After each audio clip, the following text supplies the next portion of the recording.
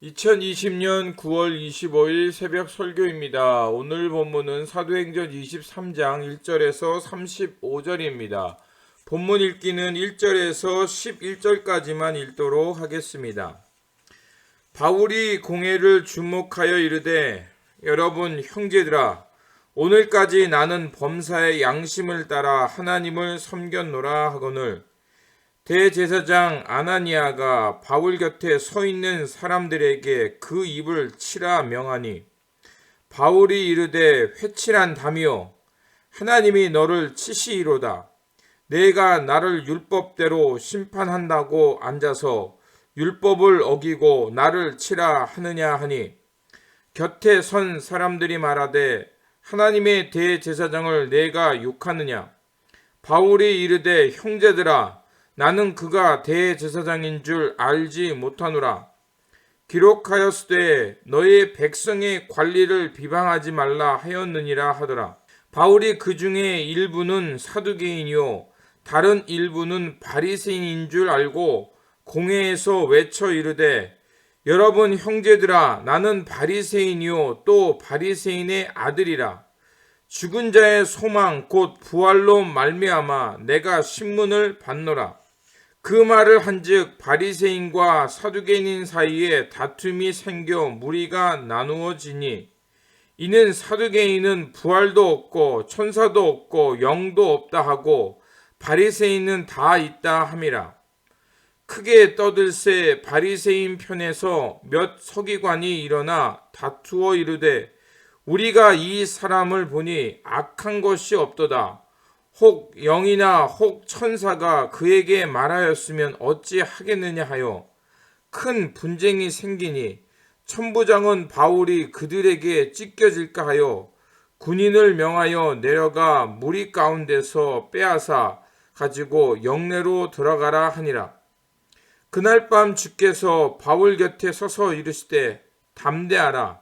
내가 예루살렘에서 나의 일을 증언할 것 같이 로마에서도 증언하여야 하리라 하시니라. 아멘. 오늘 본문은 사도 바울이 산헤드린 공회 앞에서 신문 받는 말씀입니다. 산헤드린 앞에 끌려 나온 바울은 바른 신앙을 따라 하나님을 섬겼다라고 진술합니다. 그러자 대제사장 아나니아는 바울의 진술을 뻔뻔스러운 거짓말로 여기고 사울을 치라 명합니다. 이러한 명령은 판결을 내리기도 전에 명한 것이므로 모세의 율법에서 벗어난 것이었습니다. 그래서 바울은 대제사장을 향하여 회칠한 담이라고 항의하며 하나님이 너를 치시라고 멸망의 예언을 합니다. 그리고 사도 바울은 공회 앞에서 예수 그리스도의 죽음과 부활에 대해서 진술한 것 때문에 재판받는다고 항변합니다. 6절입니다. 바울이 그중 일부는 사두개인이요 다른 일부는 바리새인인 줄 알고 공회에 외쳐 이르되, 여러분 형제들아, 나는 바리새인이요 또 바리새인의 아들이라. 죽은 자의 소망 곧 부활로 말미암아 내가 신문을 받노라. 그리스도의 죽음과 부활은 기독교의 핵심이며, 또한 죽은 사람의 부활은 이스라엘에 대한 소망에 관한 것입니다. 그렇기 때문에 중요한 말씀입니다. 그러자 사두개파 의원들과 바리새파 의원들 간에 분쟁이 생기기 시작합니다. 거기서 바리새파 지지를 얻게 됩니다. 하지만 이 소동으로 인해 바울의 생명을 노리는 40명의 결사대가 조직된 것을 보면 바리새인들조차도 바울의 선포한 예수 그리스도의 복음에 대해서 받아들이지 않았다는 표시이기도 합니다.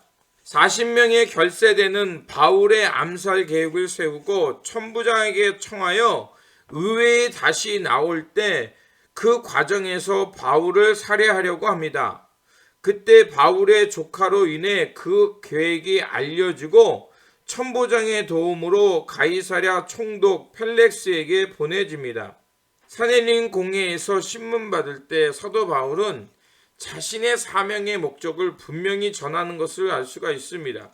1절에 보면 바울이 공회로 주목하여 이르되, 형제 여러분들아, 오늘까지 나는 범사의 양심을 따라 하나님을 섬겼노라. 바울이 어떤 마음으로 주를 섬겼는지를 잘 말해줍니다. 그는 성령 안에 깨어 있으면서 늘 삶의 자리에서 진리를 추구하며 살았다는 것입니다. 복음의 진리 안에 깨어 있으면서 하나님이 주시는 선한 양심을 따라 그는 삶의 자리를 살아갔다는 것입니다. 이 말을 듣고 대제사장 아나니아는 그의 입을 치라고 명령을 내립니다. 유대인의 역사가 요세푸스는 아나니아라는 대제사장은 매우 탐욕스럽고 포악한 사람이며 하나님의 11조를 몰래 횡령한 사람이라고 기록하고 있습니다. 또한 그는 정적에게 폭력을 서슴지 않았고 잔인한 사람이라고 기록하고 있는 것을 볼 수 있습니다. 사도 바울은 대제사장 아나니아에 대해서 하나님이 그를 치실 것이라고 또한 예언하기도 했습니다. 실제로 대제사장 아나니아는 주후 66년경에 반로마 봉기가 일어났을 때 로마의 앞잡이라고 하여서 열심 당원에 의해서 살해당했다고 합니다. 자리가 사람을 만든다는 이야기도 있습니다. 하지만 그 자리에 합당한 삶을 사는 것은 매우 중요한 일입니다. 대제사장 아나니아는 높은 상성에 앉았지만 그는 그 자리에 합당한 삶을 살지 못한 사람이었습니다. 마태복음 23장을 보면 예수님도 서기관과 바리새인들이 서로 높은 자리에 앉으려는 모습을 보고 하나님의 진노가 그들에게 있을 것이라고 말씀하셨습니다. 그들은 겉으로 화려한 옷을 입고 백성들에게 칭찬과 존경을 받는 사람들이었지만 그들의 속은 무덤처럼 썩은 냄새와 거짓과 위선만 가득 차 있다는 것을 주님은 발견했기 때문입니다. 우리도 유교의 영향을 오랫동안 받았기에 입신양명의 사상을 가지고 있습니다.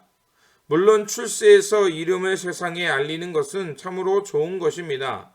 하지만 많은 사람들은 그 자리에 오르기 위해서 불법을 서슴없이 행하기도 하고 그 높은 지위를 이용해 사리사욕을 채우기도 하고 권력 남용을 통해 사회와 공동체, 국가를 위기에 빠뜨리는 것을 볼 수가 있습니다. 아나니아는 높은 지위를 가졌지만 그의 삶의 흔적은 자리에 어울리지 않는 족적을 남겼습니다. 우리 모두는 삶의 자리를 가지고 있으며 각자 맡은 직분과 지위가 있습니다. 주어진 지위와 직분을 우리는 어떻게 감당하며 살아야 하겠습니까? 우리에게 중요한 것은 어떤 직분을 맡았냐보다 주어진 직분을 어떻게 감당하며 살고 있느냐가 중요한 것일 것입니다. 마태복음 25장 달란트의 비유처럼 받은 달란트는 다를 수 있습니다. 하나님 나라의 다양성을 말하는 것입니다. 하지만 주님이 보시는 것은 얼마나 많이 남겼느냐가 아니라 받은 달란트를 어떻게 충실하게 사용하였는가를 보신다는 것입니다. 이미 우리는 하나님으로부터 엄청난 양의 달란트를 받았습니다. 바로 하나님 나라와 그 유업을 이을 자라는 신분이며 하나님의 마음을 따라 살아갈 수 있는 구원의 큰 은혜입니다. 그렇게 우리에게 주어진 이 달란트를 가지고 우리는 그 달란트를 향해 어떻게 충실하게 하나님을 향해 살았느냐를 우리는 생각해 보며 살아야 합니다. 그러므로 오늘 우리에게 주어진 생명의 달란트를 갖고 직분에 맞게 이 생명을 다해 하나님의 마음에 기쁨이 되는 삶을 살아가시기를 바랍니다. 그래서 주님 앞에 섰을 때 잘했다 칭찬받으며 하나님 나라의 기쁨에 영원히 참여하며 살아가는 저와 여러분들이 되시기를 다시 한번 주님의 이름으로 축원드립니다. 기도하겠습니다. 은혜의 하나님, 어둠에 사로잡혀 살던 우리를 부르셔서 빛의 자녀로 하나님 나라의 일꾼으로 살게 하여 주시니 감사를 드립니다. 우리가 주님의 십자가의 은혜로 귀한 직분과 사명을 받았사오니 맡겨진 사명을 잘 감당하며 주님의 마음과 가르침을 따라 충성을 다하며 살게 하여 주시옵소서.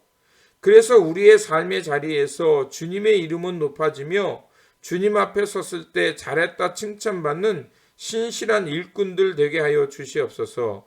우리 구주 예수 그리스도의 이름으로 기도드립니다. 아멘.